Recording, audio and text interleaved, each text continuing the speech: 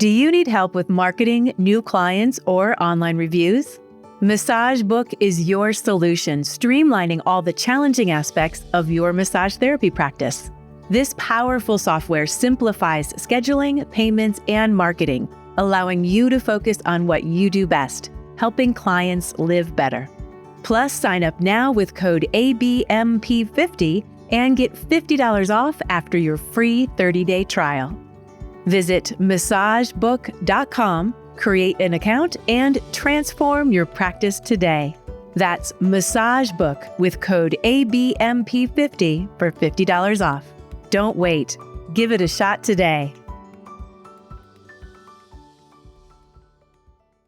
Are you looking for a company that empowers your growth and development? Look no further than the Elements Massage brand, where all massage therapists have the opportunity to thrive through the Elements Massage Career Advancement Program.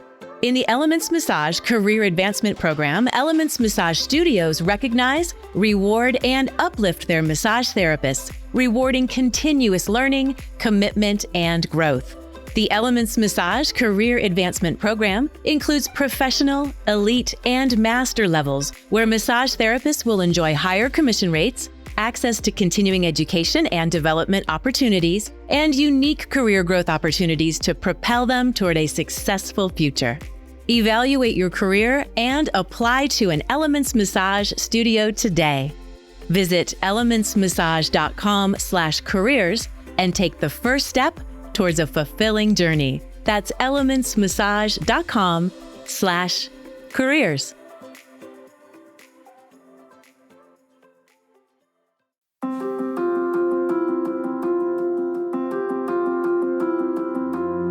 The brain is freaking cool. The hemispheres, the lobes, the bumps and grooves that all serve a purpose, the inner parts that control our most fundamental forces, not to mention the 100 billion neurons zipping around in there that formulate our relationship with the world.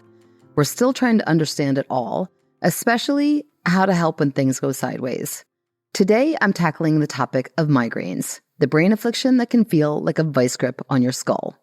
If you're lucky enough to have never been victim to one, chances are you know someone who has. And as far back as humans have been recording human things, these intense headaches have not only been gracing us with excruciating pain, they have also left us perplexed as to how and why they exist. The first recordings of migraines suggest that boring a hole through a person's skull, a form of primitive brain surgery, was widely practiced to help mitigate the pain. The ancient Greeks believed that migraines were caused by evil spirits. Aristotle noted that evil humors arising from the stomach was the cause of pain in the head, and the Romans simply blamed headaches on the gods. And although a migraine can feel like an evil spirit has taken over, we have learned some stuff about anatomy that has helped us to understand things a little more clearly. So the brain, as previously noted, is awesome. Also, as you may have observed, it is beyond complicated. There is way too much going on here to cover in a 15-minute podcast written by a massage therapist, but I want to get a few definitions in before we start, because anatomy and Latin and, the brain. Number 1, the brain, the mushy thing that lives behind your eyes and controls every part of who you are. Number 2, cortex, the outer layer. Lots of anatomy things have one, including the brain. P.S. and by the way, the word cortisol has roots here. Number 3, nerves, the tendrils coming off the central nervous system. Brain nerves are called cranial nerves, and spinal cord nerves are called spinal nerves. Number 4, a neuron, a nerve cell, with a nucleus at the center and a lot of stringy things extending from there. Number 5, an axon, one of the stringy things, and where a nerve signal gets passed along. Number 6, nociceptors, the nerve receptors that are associated with pain. And number 7, neuropeptides, a chemical released in the nervous system, kind of like a neurotransmitter, but instead of going all the way down the axon to the end of the nerve, it goes rogue and travels between the stringy things. And this is how neurons communicate. I've got more definitions coming in this episode, so buckle up and get ready to fire those neurons.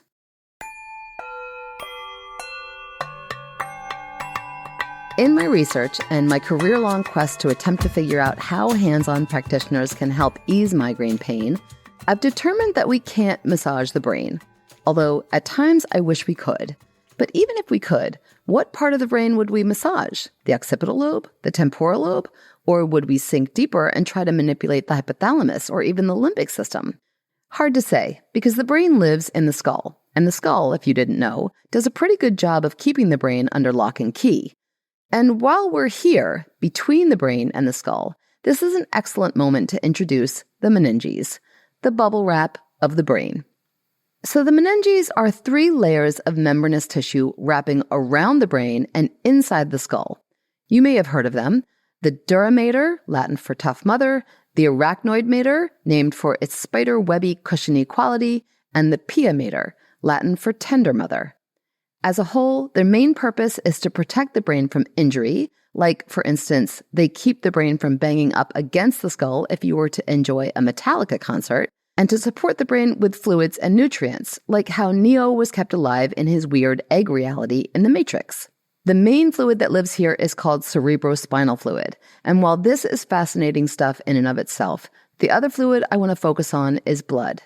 Weaving their way through the meninges are blood vessels. And, as blood vessels do, they circulate blood to and from the brain and the heart. Stay with me here, because this is where it gets interesting. These blood vessels, as it turns out, have a role in the migraine mystery.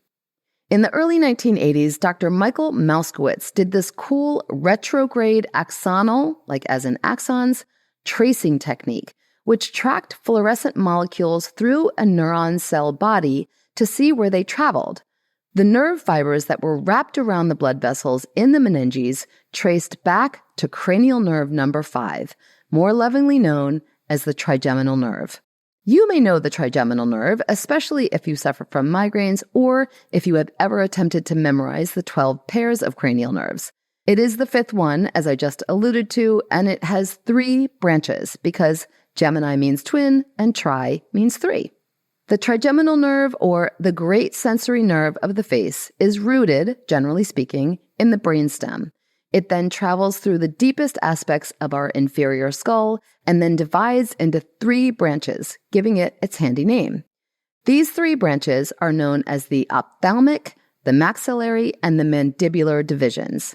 Ophthalmic being of the eye, maxillary indicating the maxilla, or the upper jaw, and mandibular referring to the mandible, or the lower jaw.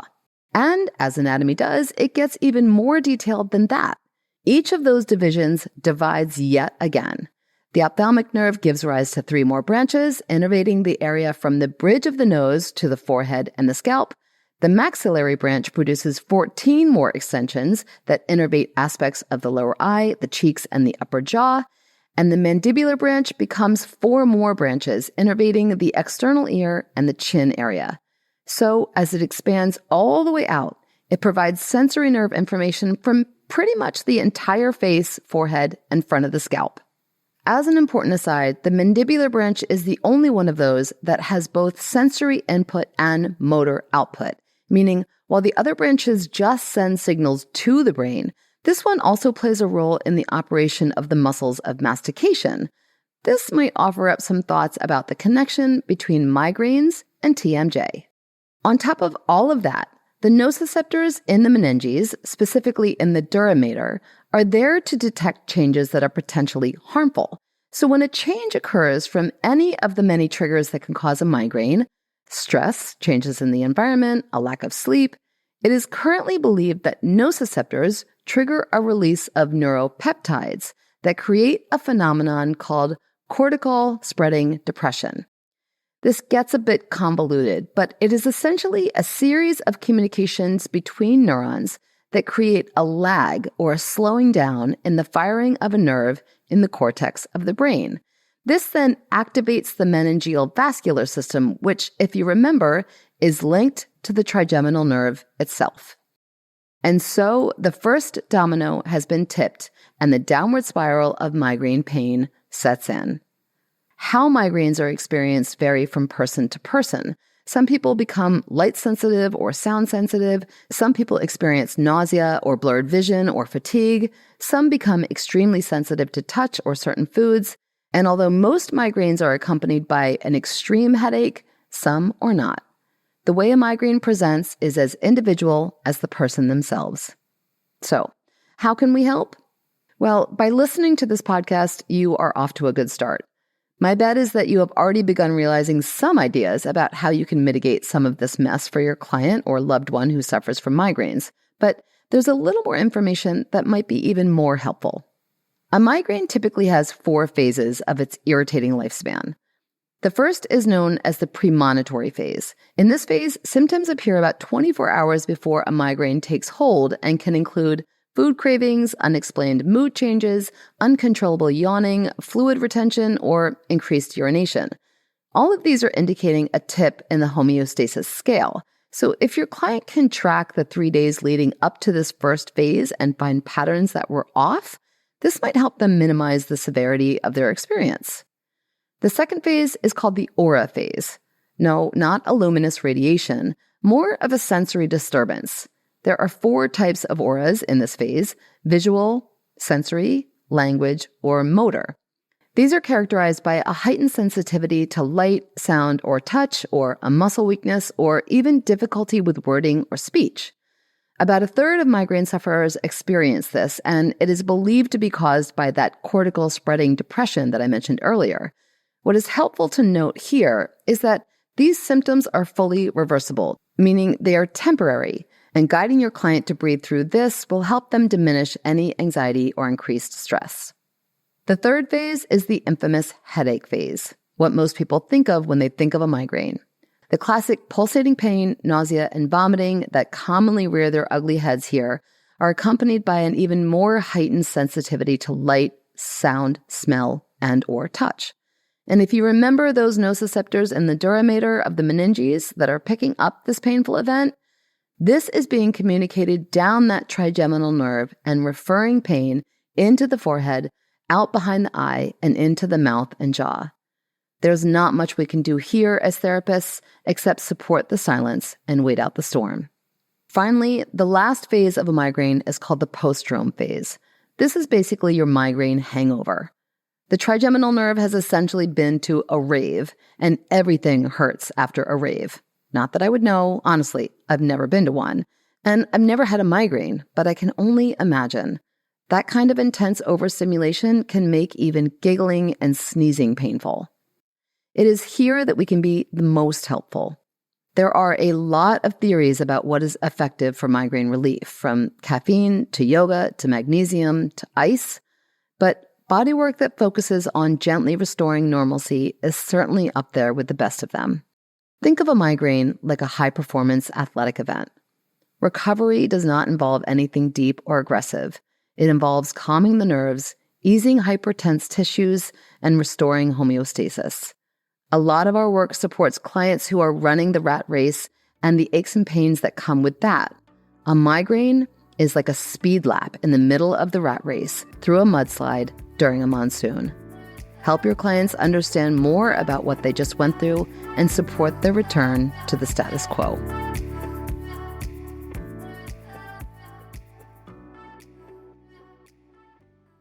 Anatomy Trains will be holding our flagship Anatomy Trains Structural Integration ATSI training in beautiful Vancouver starting September 16th, 2024.